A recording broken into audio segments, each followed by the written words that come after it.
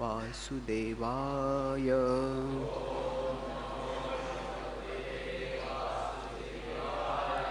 Om Namo Bhagavate Vasudevaya.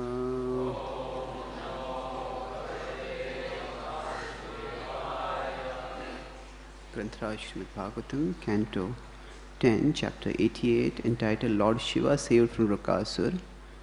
Text 3. Śrī Śuka uvāca.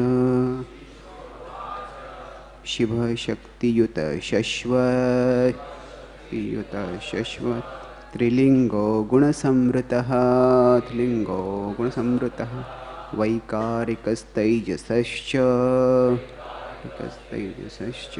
tāmasaś ahaṁ aham tridhā. Śrī Śuka uvāca. Śivaḥ śakti-yutaḥ śaśvat. Śivaḥ śakti-yutaḥ śaśvat. tri-liṅgo guṇa-saṁvṛtaḥ. tri-liṅgo guṇa-saṁvṛtaḥ. vaikārikas taijasaś. tāmasaś ahaṁ tridhā. Śrī Śuka uvāca. Śrī Śuka uvāca. Śivaḥ śakti-yutaḥ śaśvat. tri-liṅgo guṇa-saṁvṛtaḥ. vaikārikas taijasaś. tāmasaś ahaṁ tridhā. Śrī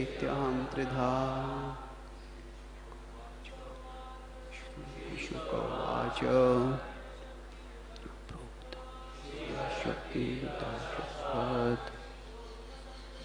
tri-liṅgo guṇa-saṁvṛtaḥ.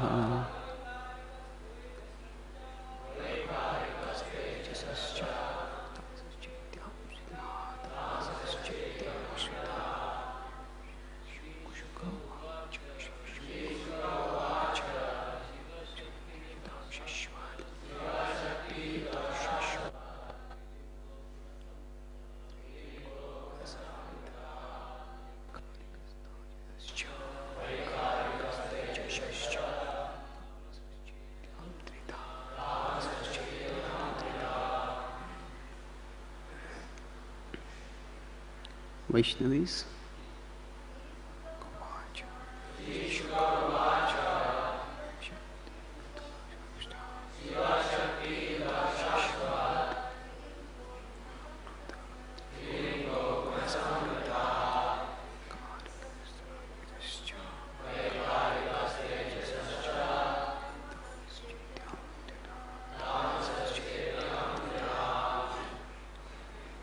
Word for word translations. Śrī Śuka uvāca. Śrī Śuka said, Śivaḥ, Lord Shiva, Shakti, with his energy, material nature, Yutaḥ, united, śaśvat, always, three, liṅgaḥ, whose manifest features, guna, by the modes, saṁvṛtaḥ, prayed to, vaikārikas, false ego in the mode of goodness, taijasaḥ, false ego in the mode of passion, cha, and tāmasaḥ, false ego in the mode of ignorance, cha, and iti, thus, aham, the principle of material ego, tridhā, threefold. Translation. Śrī Śukadeva Goswami said, Lord Shiva is always united with his personal energy, the material nature, manifesting himself in three features in response to the entreaties of nature's three modes. He thus embodies the threefold principle of material ego in goodness, passion, and ignorance. This verse has no purport, so we'll go to the next verse. Text 4. Translation. The 16 elements have evolved as transformations of that false ego, When the devotee of Lord Shiva worships his manifestation in any one of these elements, the devotee obtains all sorts of corresponding enjoyable opulences. Purport by the followers of Srila Prabhupada. False ego transforms into the mind 10 senses: the eyes, ears, nose, tongue, skin, hands, feet, voice, genitals, and anus, and 5 physical elements: earth, water, fire, air, and ether. Lord Shiva appears in a special linga form in each of these 16 substances, which are worshipped individually as deities in various sacred locations of the universe. A devotee of Shiva may worship one of his particular lingas to obtain the mystical opulences pertaining to it. Thus, Lord Shiva's Akash Linga bestows the opulences of ether, his Jyotir Linga bestows the opulences of fire, and so on. Om Jnanatimirandhasya Jnananjanashalakaya Chakshurunmilitam Yena Tasmai Shri Gurave Namaha. Nama Om Vishnupadaya Krishna Prishtaya Bhutale Srimate Bhaktivedanta Swami Iti Namine. Namaste Saraswati Deve Gauravani Pracharine Nirvishesha Shunyavadi Paschatya Deshatarine Vancha Kalpatarubhyascha Kripa Sindhubhya Evacha Patitanam Pavanebhyo Vaishnavebhyo Namo Namaha. Jai Shri Krishna Chaitanya Prabhu Nityananda Shri Advaita Gadadhara Shrivasadi Gaura Bhakta Vrinda. Hare Krishna Krishna Krishna Hare Hare Hare Rama Rama Rama Hare Hare.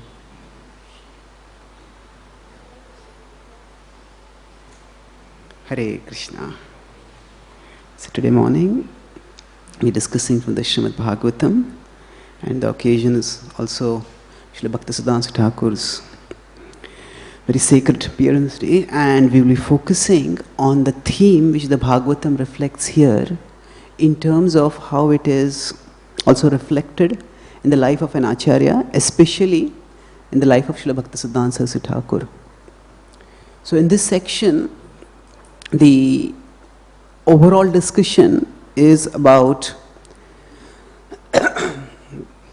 the supreme position of Krishna in relationship with the various devatas, and the 10th canto illustrates this through different pastimes.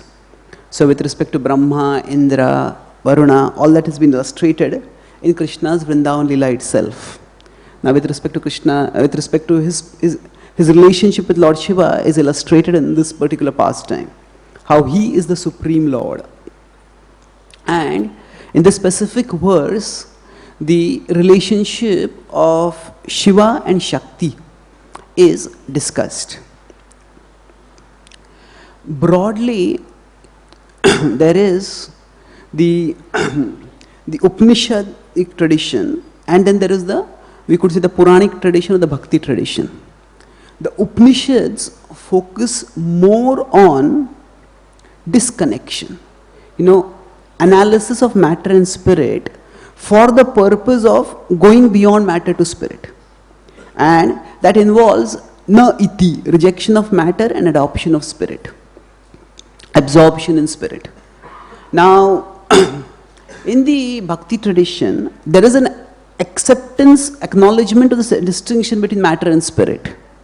But rather than seeing matter as something to be rejected for attaining spirit, matter is seen as something to be engaged for the purpose of serving the supreme spiritual reality. So Shiva and Shakti, their relationship depicts this dynamic within the understanding of the world, that there is consciousness and there is matter. So Shiva represents the principle of consciousness, and Shakti represents matter. Now, of course, Shakti herself is also an energy, and she is also conscious. But with respect to the specific manifestation here, so Shiva and Shakti, their interaction is what comprises the material world. So in the Sankhya, there is the analysis of Prakriti and Purusha. So Prakriti is Shakti and Shiva is Purusha. The Bhagavatam actually depicts Sankhya not in the conventional terms as it was understood originally, but in theistic terms. So there is Prakriti, Purusha, and then there is Purushottama. So there is Shiva, there is Shakti, and then there is the Lord who is the Lord of both. So Krishna or Vishnu, he is transcendental. And in this particular section, this theme of the interaction between matter and spirit, and how by worshipping particular manifestations of Shiva, particular material attributes can be attained. That's what is being discussed over here. So in the Bhakti tradition, the Acharyas have focused on, according to time, place, circumstance, explaining how matter can be engaged in the service of spirit. Matter is not seen as illusion. Matter is seen as illusion in certain monistic schools of thought, which say matter is not real at all. It is just illusion and spirit is the only reality. Or in certain religions, matter is seen as profane, as unholy, as sinful, and God is considered completely transcendental. The Bhakti tradition is more inclusive. Matter is seen as the energy of God, and it is meant to be engaged in Krishna's service. And Srila Bhaktisiddhanta Saraswati Thakur was in many ways the pioneer in our tradition in terms of using various material things which had not been previously used in Krishna's service in Krishna's service. So I'll start with the symbolism in his presentation. Then I'll talk about some of the adaptations that he did, and I'll then focus on some of his teachings. So Bhaktisiddhanta Saraswati Thakur called the printing press as the Brihat Mridanga. Now this is a very evocative imagery. There is, whenever any concept is to be communicated, Bhaktisiddhanta Saraswati Thakur, he lived in India at a time when India was under tremendous intellectual and cultural effervescence. That phase is called as the Bengal Renaissance. So a lot of things had happened during that time, roughly from, say, the start of the 18th century till about 19th century, 1805 to around 911. So Bhaktivinoda Thakur and Bhaktisiddhanta Saraswati Thakur both lived at that time. And there were four primary forces that were operational over there. And so first was the political. The Britishers were ruling India. And unlike the previous Muslim rulers who had politically subordinated India, but they had not been able to intellectually affect India. Because Indians never were enamored by anything intellectual that the Islamic culture had to offer. But on the other hand, when the Britishers conquered India, the conquest was not just intellectual, but it was also not just political, it was also to a large extent intellectual. Because they had science and technology, they had the trappings of material progress, and they started ruling India. So for their purpose of ruling India also, they had a different plan as compared to the Muslims. Many of the Muslim rulers who came to India, they actually made India their home. Now, if we look at the Britain's occupation of India from the British perspective, the British officials who had to come to India, they often treated going to India as a punishment. India is such a primitive country, so hot, so uncouth. So they considered ruling India, Rudyard Kipling called it as a white man's burden. He thought, actually, we white men, we have the thankless responsibility of civilizing these uncivilized people all over the world. So their idea was that in order to rule India, they wanted to Britishers, if you consider the number of Muslims living in India and the number of Britishers living in India, or Anglo-Indian community is very small. Britishers never made India their home. But so to rule India, their plan was, they wanted to make Indians Anglican, Indians westernized. These Indians would rule India according to their vision. And for that purpose, they had the British educational system, mostly in English. And that evolved in Bengal, a whole community. So the first force was, I'll talk about how Bhaktisiddhanta Saraswati Thakur navigated through these four forces in presenting Krishna Bhakti. The first was the British political rule. The second was, under the influence of the British, under their patronage, there emerged a community called the Bhadraloka. These Bhadraloka were people who were educated in the Western way of thinking, and they were the administrators, and they had power under the Britishers, and they shaped the destiny of India in a practical way. Now the Britishers tried to convert Indians to their way of thinking. Some Indians became converted, but not many. There was the third force that was operating was the Christian missionary activities. Initially, when Britain was ruled by India, it was ruled by the East India Company. And the East India Company came here purely for commercial purposes, and they actually banned missionaries from coming to India. They said that they found that Indians are very religious people, and if we mess with their religious faith, they will arise against us. And we can't fight if they are so big in number, we are so small. So for some time during the East India Company's rule, actually they had their British sepoys offering a guard of honor when Jagannath Rath cart would move out in Jagannath Puri. They wanted to show that we support your culture, we support your religion. Now you just let us do our business, you just let us steal your money. That's all. So they did not want to mess with the religious culture over there. But in 1857, when the uprising took place, after that, the East India Company was not able to deal with it, and then the rule of India went to the British Crown. And then at that time, even in Britain, there were these two forces. There were we could call the secular modernist scientific forces, and there were the conservative Christian forces. And there was a critical election over there, which was won by the Christian party over there. And they said, their idea was that God has given us control of the world so that we can evangelize the world. And from 1860 on, so before that also Christian missionaries were there, but most of them would be placed in a place called Serampur, outside India, and from there they would come and try to do their preaching. But once the British government got the rule, then they started coming very aggressively and openly. And they started criticizing the Vedic traditions in order to convert people. This was the third force that was there. And the fourth force that emerged was the response of the Bhadraloka to all this. That was primarily of an impersonalist tone.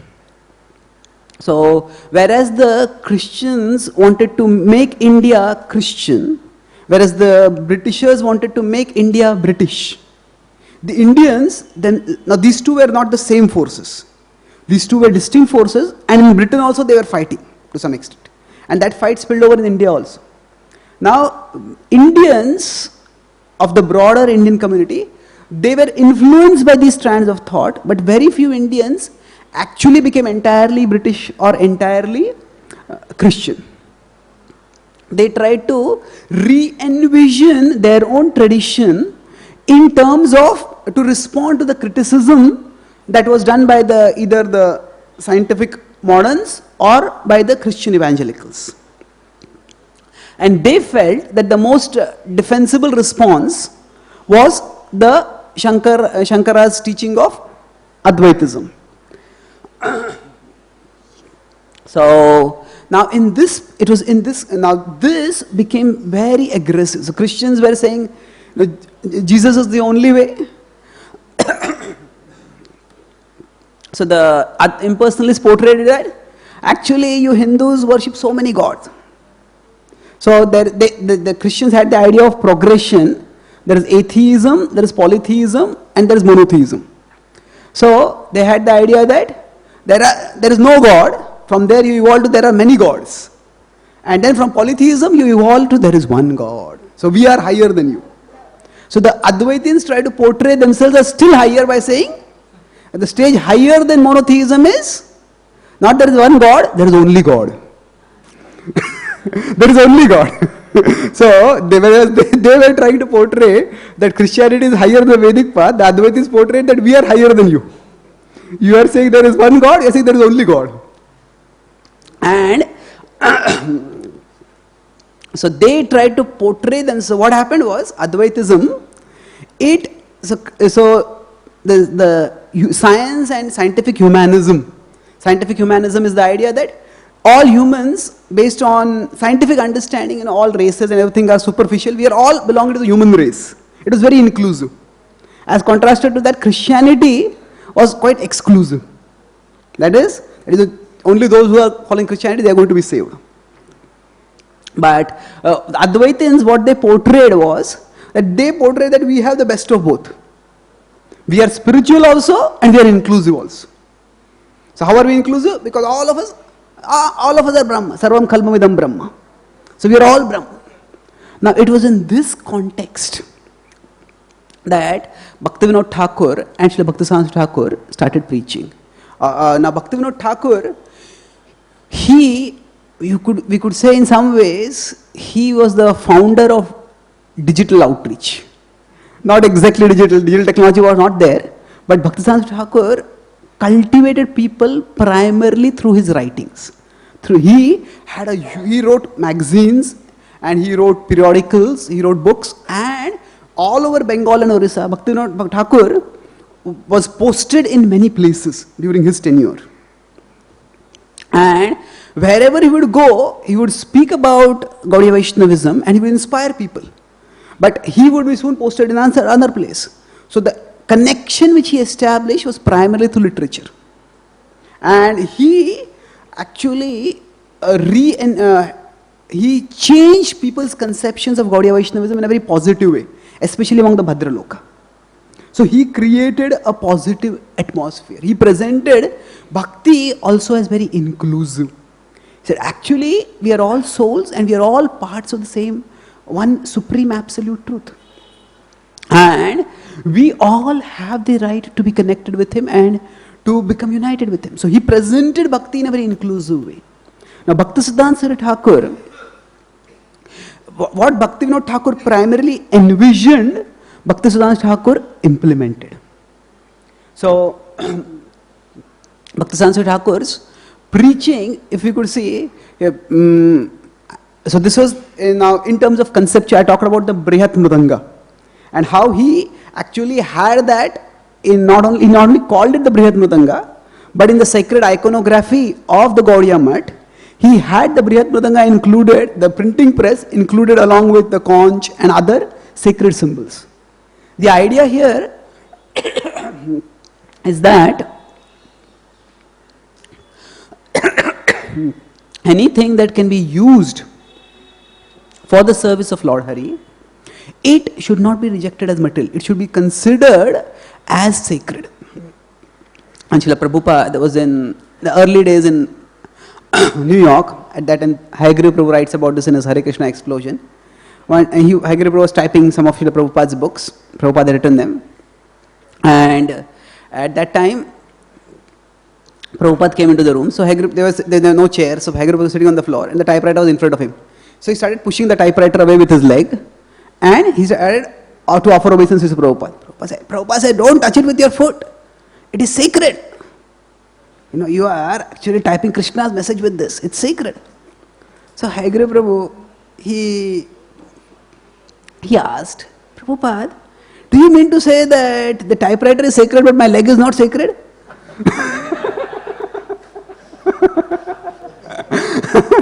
So Prabhupada replied, yes, your leg is also sacred, you are a Vaishnava, but sacred objects are to be treated in a respectful way. And touching with the foot is considered disrespectful. So the point which I am making here is that actually the concept of something being sacred there is inherent and there is functional. Inherently we understand that everything is an energy of God. But functionally, different objects are treated in different ways. According to Prabhupada would talk about this, that we understand that there's soul in a lion also. But we can't go and embrace the soul in a lion. If we try to embrace it, we will go inside it. It will take us inside. So, different things have to be dealt with differently. Now, the Bhaktisiddhanta Thakur, Bhaktivinoda Thakur emphasized, as I said, the literature and the distribution of literature. But Bhaktisiddhanta Thakur incorporated that in the sacred iconography, in the sacred imagery of Gaudiya Math. And the point of that was that actually these objects which can be used in Krishna's service, we need to see them as potentially spiritual. So, now when I talked about these four forces which were there, actually there was a fifth force which is completely irrelevant. What is that fifth force? There were the traditional Indian Brahmins who were supposed to be the guardians of the faith. But they would speak primarily in Sanskrit. And they would give their classes in Sanskrit, and that was of no relevance to people at that time. See, even in 200, 300 years ago, Sanskrit was not the primary language of communication for general people. Intelligent people would discuss in that, but many of the intelligent people had become Bhadraloka. They were influenced by the Western way of thinking. By West, that time it meant British. Now it mostly means America. But essentially, so they were irrelevant. And now, Bhaktivinoda Thakur, he was in one sense an outsider. He was not born in a Vaishnava family, he was born in a Shakta family. And he discovered Gaudiya Vaishnavism by his search for the truth. And he took initiation in what was the traditional lineage of Gaudiya Vaishnavism. That was, he took initiation from Bipin Bihari Goswami. But many of these traditional, so what had the irrelevance that had, many of the Brahmins were still living purely, but they were irrelevant to the mainstream at that time. So, Bhaktivinoda Thakur made Gaudiya Vaishnavism relevant. How? Because he presented it in a contemporary way, whether it's English or Bengali, he made it relevant. Bhaktisiddhanta Thakur, when he had to implement it, he started an institution, that is the Gaudiya Math.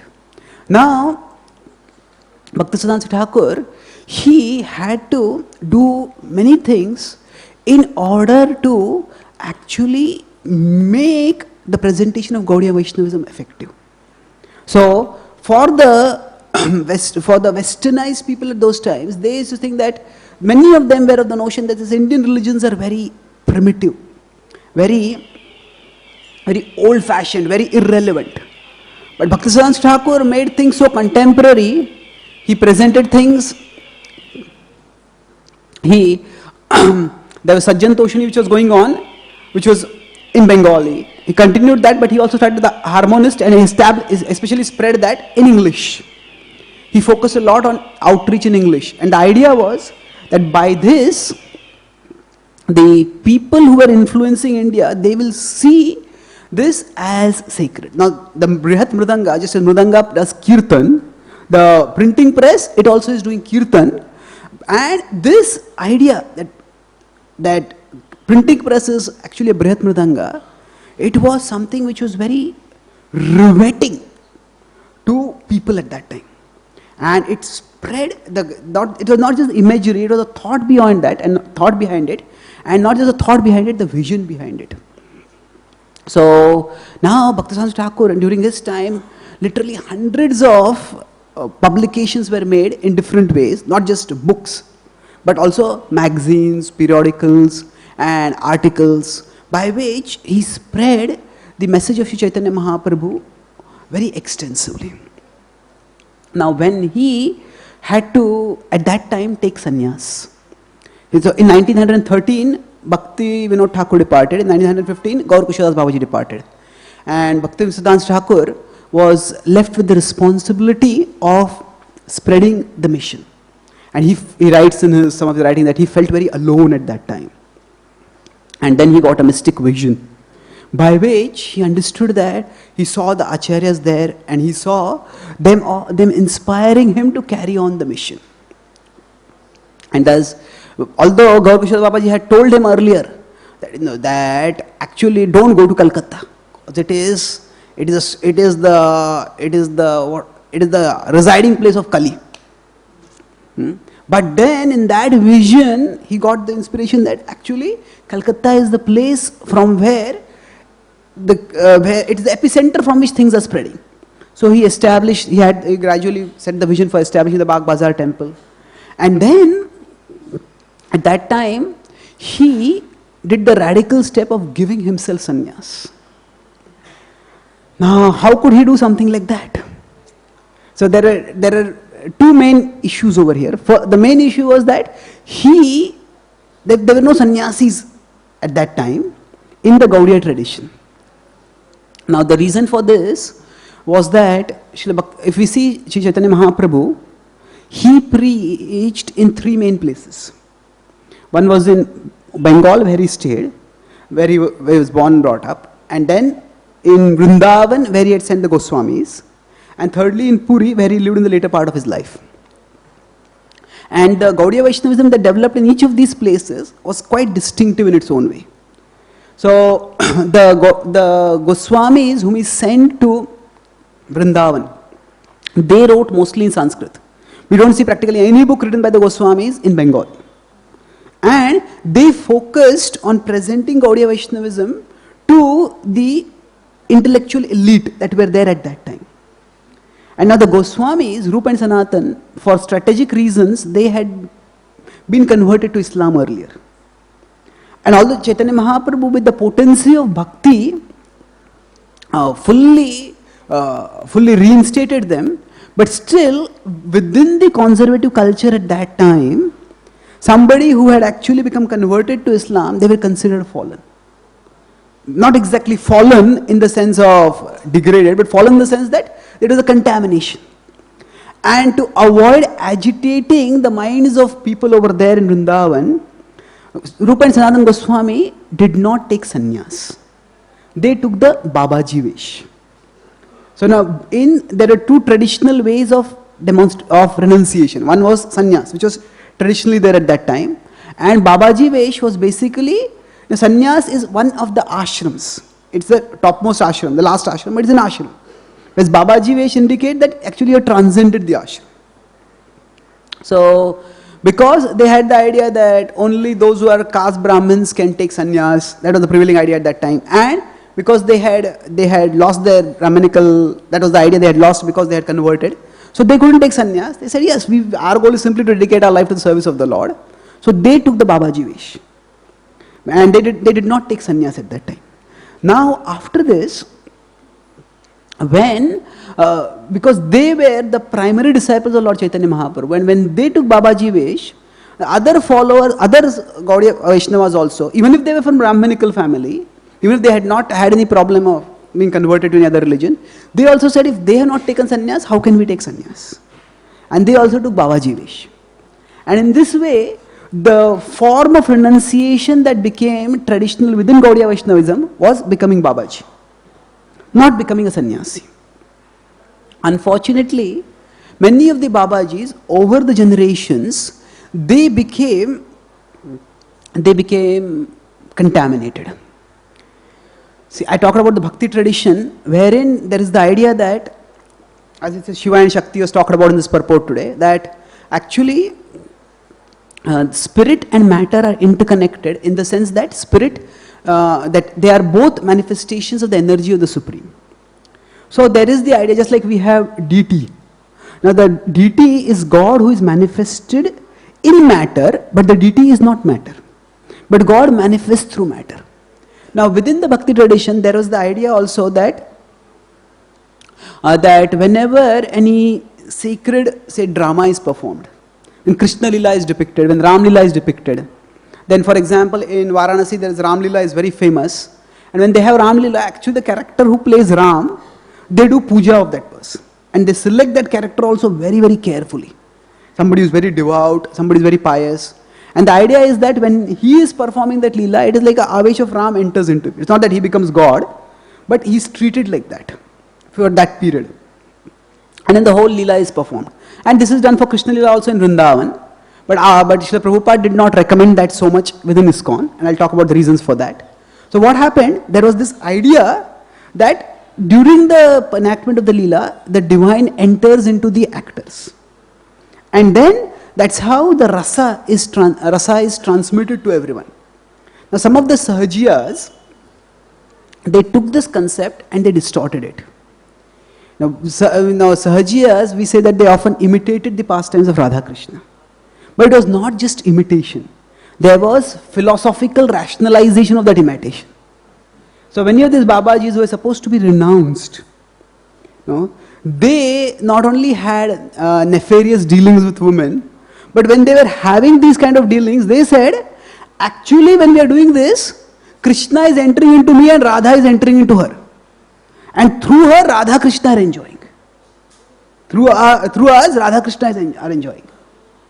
And by this kind of rationalization, there is a tremendous alienation among the mainstream with respect to Gaudiya Vaishnavism. So there is a book written in 1880 by a Christian, around in 1850, by a Christian missionary. He said, the darkness of Hinduism is symbolized by two gods, Kali and Krishna. This Kali is Kali is so brutal, so ghastly, and Krishna is so immoral. And they further said that Kali's followers are also brutal and Krishna's followers also immoral. And for that they talked about his Babajis who were doing all kind of immoral activities. So in the public eye, the Babaji Vesh was associated with immorality. And Bhaktisiddhanta Thakur, he had adopted, Bhaktivinoda Thakur did not have this challenge directly because most of his preaching life, he was a Grihastha. And after he took Babaji Vesh, it was more or less, he just focused on chanting and providing people spiritual inspiration. He did not preach in the Babaji Vesh. If we see, Gaur Kishodas Babaji, Jagannath Babaji, neither of them were preachers. They were Babajis. If people came to them, they gave some instruction. Bhaktisiddhanta Thakur had adopted the renounced mode of living, but the Babaji Vesh was very stigmatized. At the same time, the idea of renouncing for the sake of God, that had a positive idea. There were many Christian missionaries who were renounced, some of them were monks, and there were Mayavadis also who had taken sannyas. And they had some of the Mayavadi gurus had also gone to the West, and they had actually created a sort of nationalistic self-respect associated with the Indian traditions. So at that time, the sannyas ashram was considered respectable, whereas the Babaji Vesh was not considered respectable. And Bhaktisiddhanta Thakur recognized that actually if I have to preach and I have to be effective, the Babaji identity will be an obstacle, where the sannyas ashram will be an aid. Now if he is to take sannyas, there is no sannyasi to give him sannyas. So how will he take sannyas? So he did the radical step of giving himself sannyas. So the point here is that now some people say that sannyas ashram was not there in the Gaudiya Vaishnava tradition. It was not there, that was circumstantial. It was not philosophical. It was not that Chaitanya Mahaprabhu himself had taken sannyas. So there is nothing philosophically wrong with the idea of sannyas. But because of the history of the Goswamis taking Babaji, so that Babaji Vesh, that's why everybody had taken Babaji Vesh. But Bhaktisiddhanta Thakur, he brought back the sannyas ashram in Gaudiya Vaishnavism, and the purpose was to make, to tap into to avoid the negative imagery associated with Babaji Vesh and to tap into the positive imagery associated with sannyas. Now after this, when he started his preaching, so before that also he was preaching, but after 1990, after his sannyas, the Gaudiya Math actually started preaching in a very big way. And as we know that they had 64 centers in India and 3 centers outside. So one was in Burma, one was in Germany, in Hamburg, and one was in London, UK. And actually, all of the centers were quite successful during that time. And not successful in a different way, successful in terms of they got a lot of positive mileage by their presentations. And in fact, at one particular time in Hamburg, when they had a center, the followers of Bhaktisiddhanta Thakur, they attracted the attention of the Nazis. Now the Nazis were ruling Germany at that time, and there was the hope that they might get to meet even Hitler. Now Hitler in India at that time was seen quite positively.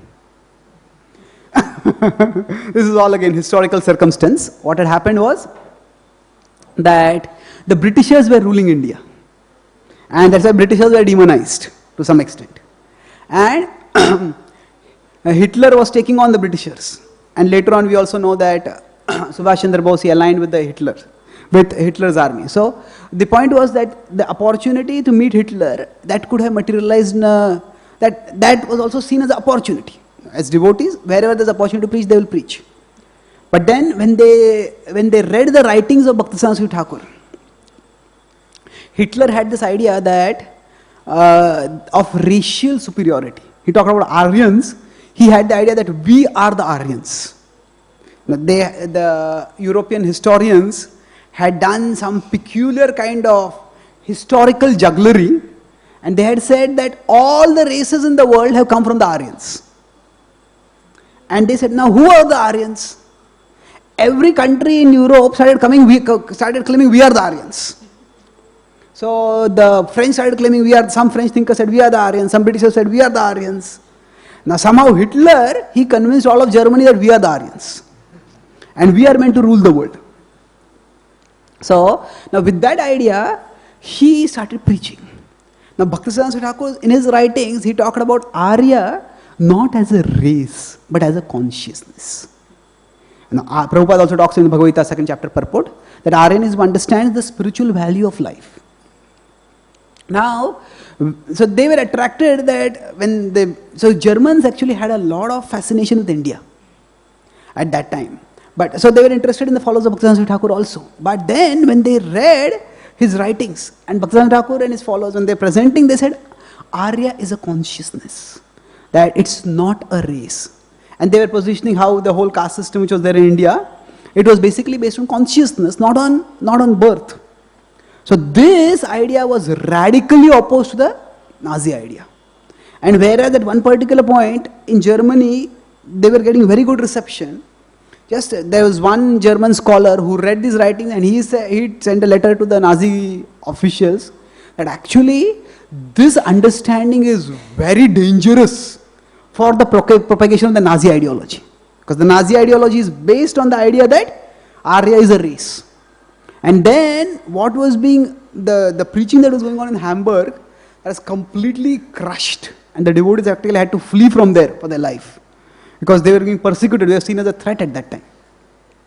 Now, when Bhaktisiddhanta Thakur started preaching in the West, now he chose what would be the thrust of his teachings.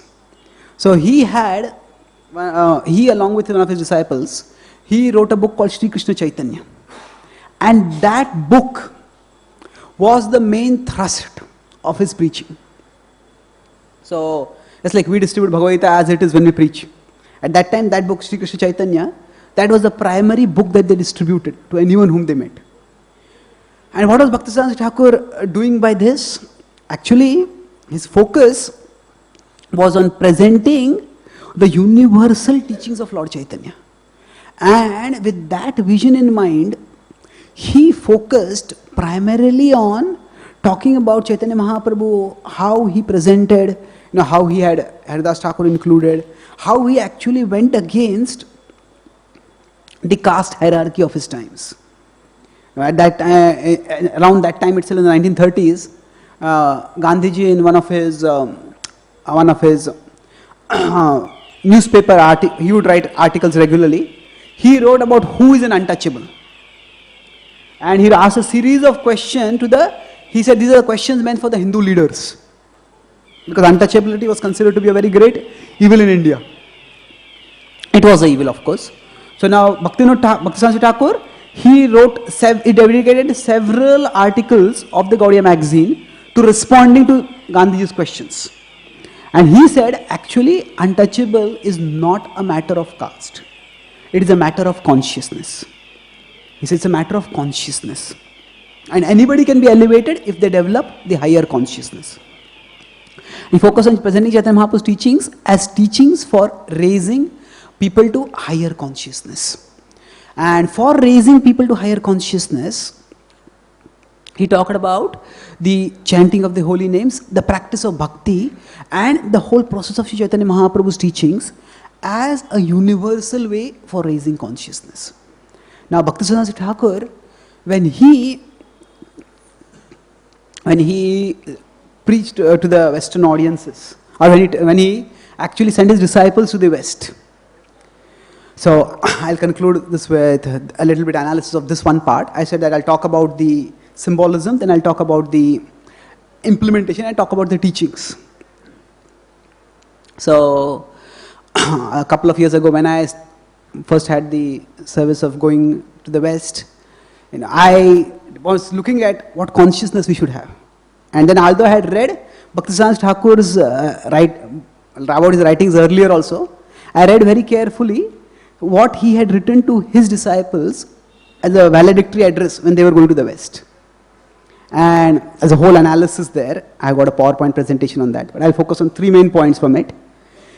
He actually talks about the West. Again, I said when he's talking about the West, he's talking about Britain at that time. He talks about it in very positive tone. First thing he says is that actually the people in the West are very progressive in all walks of life. And thus, it is our hope that they will be eminently qualified for receiving the message of Lord Chaitanya. And then, of course, there is a caveat over there. He says that actually all forms of progress in material life, they attain meaning only when they are used in the service of the Lord. So that means at this point he's acknowledging that the West was progressive materially. It was progressive materially, and because they are so progressive materially, if you present them the vision of spiritual progress, they will accept that also. So rather than presenting material progress and spiritual progress as contradictory, he presented them as complementary. That you are already materially progressive, now become spiritually progressive also. So one of his earliest writings was called as Bangali Samajikta. And in that he analyzed sociality in Bengal. And he gives a very interesting analysis of progress over there. It's the same thing which is echoing over here. So he said that basically we have Jnanendriyas and we have Karmendriyas. So he said that the Western vision of progress is in terms of Karmendriyas. Now what you can do. Oh, you can travel in ships, you can fly in the plane. What you can do with your senses. They envision progress in those terms. But he said the sages of India have envisioned progress primarily in terms of Jnanendriyas. In terms of thought. In terms of understanding the nature of the world. So he said if those who conceive of progress only in terms of Karmendriyas, they evaluate what those who are progressive in terms of Jnanendriyas are doing. They'll say, you're doing nothing. And those who are seeing in terms of Jnanendriyas, they'll say, why are you running around so much? Just think about the ultimate purpose of life. So he presented the two as a synthesis. And you are already materially progressive, but now become spiritually progressive. So rather than presenting them as confrontational, as contradictory, he presented it as complementary. And within that, now this also, Prabhupada, what happens with Acharyas is that Prabhupada actually also, he used technology in Krishna's service. He was critical, not particularly of science, but of the atheism that science was used to propagate. He had one conversation, he says that, actually, we are not against the knowing spirit of science. We are against their atheism. Sometimes we may think that science and scripture are contradictory, or they are in confrontation. But actually, when we position scripture as a competitor of science, we devalue scripture. Now, scripture can tell us how to fly a plane, but scripture has not come us to tell us how to fly a plane. And that science, scripture has come to tell us how we can raise our consciousness and attain Krishna. So now there is Pushpaka technology, you could say, which Ravana had. It was pollutionless technology. But that pollutionless technology was used by a person with polluted mentality. Isn't it? So the point is that the material world can be analyzed and tapped and used in many different ways. But what is the purpose for which it is being used, that is important. So science analyzes the material world in a particular way, and it has certain functional utility. Scripture talks about the purpose of the material world. So science answers the questions how, scripture answers the questions why. Now of course, scripture can also tell us how, and there are some scientists who also try to answer the questions about why. But this is not the essential thing. Yes, science actually doesn't give us the answer to the questions why. Science only is operational basically. How this works, how that works, how we can make things work in this world. So Bhaktisiddhanta Thakur, he acknowledged that the West is progressive materially. And therefore, because they are progressive, they will be qualified to be progressive spiritually also. So this vision, rather than condemning people for what they are, acknowledging people, respecting them for what they are, but helping them to rise higher. This is a vision by which we can attract people towards Krishna. And complementary, we talk about amanina manadena. So manadena means in this particular vision is now that the West, and now much of the world has become westernized. So that is the materially progressive. Acknowledge that. But then we point something more with amani. Now Bhaktisiddhanta Thakur in a lecture talks about how we are nothing but beggars. Actually, he uses three imageries over there. One is the imagery of a beggar, the other is the imagery of a porter. Since we are porters and we are carrying carrying the baggage of the message of Lord Chaitanya. And we will go house to house, knock on the doors and invite people to take this. So as far as carrying the message of Lord Chaitanya is concerned, we are porters. As far as petitioning people to take that message, we are beggars. So it's a very striking imagery. Normally, if somebody is teaching someone something, now the idea is that the teacher is higher. So he's saying that he's not telling us that we are actually going and we have to go, we are not going there as teachers, we are going as beggars. So the imagery of teaching is naturally there because they are going to give a message. But the mood is of a beggar. And this is, how do we understand this? You may say that actually people are wrong, people are ignorant.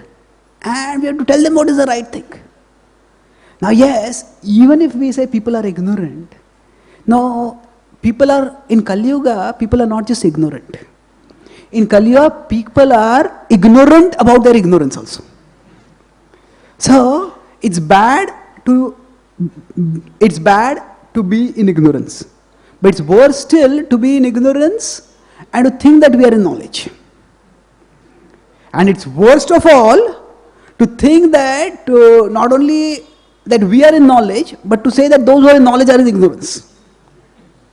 So third level is worse. So what happened is that because there is material progress, people, traditionally if we see, we have Nanda Maharaj telling to Garga Muni that, oh, we are attached householders, you are enlightened sages, you have come to benefit us. So, but in today's world, the idea is that material progress is everything. So, in one of the early Back to Godheads, there is a Prabhupada had made a cartoon caricature, the mentality of the materialistic people. So he said that you people, you are devotees of God, but you come to me for money. Therefore, I am greater than God. So that is the mentality of materialistic people. He was depicting that. Ishvaro aham bhogi siddho aham balvan sukhi. So people have this idea that material progress is everything. And at that time, when they have this conception, actually to penetrate with the message of bhakti for them is not easy. So it's like, if one person gives a very eloquent class, but that speaker gives a class in a language that none of the audience understands, then no matter how eloquent the class is useless. And then when nobody is affected by the class, the speaker gets angry and starts blasting the audience. Now the audience doesn't understand the words, but the audience sees the anger. And the audience gets alienated also by that. So what happens? The materialistic worldview and the spiritual worldview, they are like two different languages. Ya nisha sarva bhutanam tasyam jagrati sanyami. Yasyam jagrati bhutani sa nisha pashyato munen. 2.69 Krishna talks about what is night for all living beings is day for the self-realized. Now what is he meaning by all this? What is night for Americans is day for Indians. Krishna is not talking about time differences according to geographical zones over there. So Krishna is talking about, when he's saying night and day, night is a time when we can't see anything. And day is a time when we can see things. So, in the materialistic worldview, material things can be seen very easily. But spirit doesn't make any sense at all only. So what is day for all living beings is night for the spiritually realized. So when we talk about, materialists and spiritualists often talk two different languages.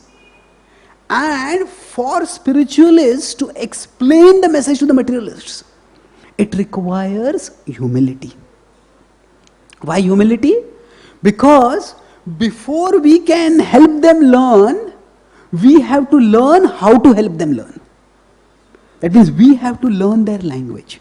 Learn their language not in terms of accepting their worldview, but learning how to present our message in their terms. If we don't do that, we can't actually attract people. So, Bhaktisiddhanta Thakur, he did that. So his mood of humility, which is talking about amanina manadena. So manadena doesn't mean that we say whatever they are saying is right. But within their worldview, what they think seems to be right to them. So we have to actually penetrate their worldview.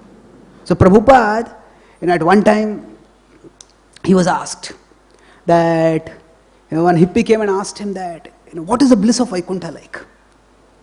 So what did he say? It's like an ocean of LSD. Now, if somebody is a stickler for rules, they say, hey, this is an offense to the holy name. How are you comparing the holy names, spiritual bliss, with something so degraded as LSD? No, the point is not to get it right. The point is to get it across. I may get it fully right. I may speak a perfect lecture in Sanskrit. Nobody understands Sanskrit. What is the use? Now, the point is not to get it right. The point is to get it across. And Bhaktisiddhanta Thakur, every acharya in our tradition has been expert in getting it across. So, Srila Bhaktisiddhanta Thakur got it across in a very powerful way in India. And by his blessings, by his empowerment, he empowered Srila Prabhupada to do the same, to get it across.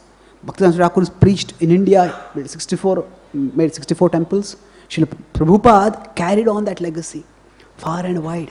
He built 108 temples all over the world. And Srila Prabhupada's mood was also the same, doing what it takes to share Krishna's message. And in one particular lecture, Vyas Puja offering to Bhaktisiddhanta Saraswati Thakur, Srila Prabhupada was so overwhelmed that what did he do? He wanted to speak, he just couldn't speak. He spoke a little bit and then afterwards just called the devotees and got a list of all his disciples. At that time all his disciples were Western disciples. And he just read out that list. So what is the reading out that list means? He says, this is my offering to my spiritual master. That at one time, one of Srila Prabhupada's disciples, Yadurani Mataji, she came to meet Prabhupada and she says, Prabhupada, do you have some time? I don't want to interrupt you in your service. And Prabhupada just looked at her with compassion. He said, she said that I don't want to interrupt you in your service to your spiritual master. And Srila Prabhupada said, you are my service to my spiritual master. So the parampara is actually an ongoing tradition. Prabhupada would say that, he would say to his Western disciples, those who, many of them were from very non-devotional backgrounds. He said that, you have been sent by my spiritual master. You are my spiritual master's representatives to assist me in fulfilling his mission. And by Srila Prabhupada's mercy, we have the opportunity today to appreciate the glory of Gaudiya Vaishnavism, to gain some understanding of the glory of his glorious spiritual master, Srila Bhaktisiddhanta Saraswati Thakur. And by their mercy, we also can do our small parts in living their legacy and sharing their legacy.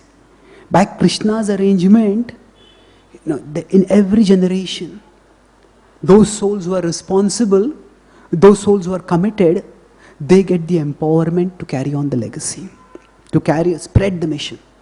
Srila Bhaktisiddhanta Saraswati Thakur did it in his generation, in his time. Srila Prabhupada did it in his time. In every generation, Krishna uses instruments of that generation. So Krishna actually empowers instruments of each generation. So the acharyas did phenomenal preaching in their times, and they have given the responsibility to us. Now, in this generation, if Gaudiya Vaishnavism is to spread, it is going to be spread through us. In a letter which I'll conclude with this one, in a letter Srila Prabhupada wrote to one of his disciples, who had been in a very leading position, but unfortunately he had some problems and he had left the movement. So Prabhupada wrote that, I am feeling I heard this about you and I am feeling very forsaken. I am feeling very forlorn and forsaken. Now forlorn and forsaken are actually very poetic words.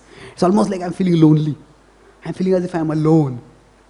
But Prabhupada talks a little bit and then he says, I am sure that Lord Chaitanya's mission is going to spread all over the world. And Lord Chaitanya will send instruments to me to share that mission. If not you, then someone else. So, for all of us, nimitta matram bhava sauvyasachi, as Krishna told Arjuna. Now, rute, the word rute in that 11.33, it can mean except for you, O Pandavas, everybody will be killed. And another meaning of the word rute is also without you, also they will be killed.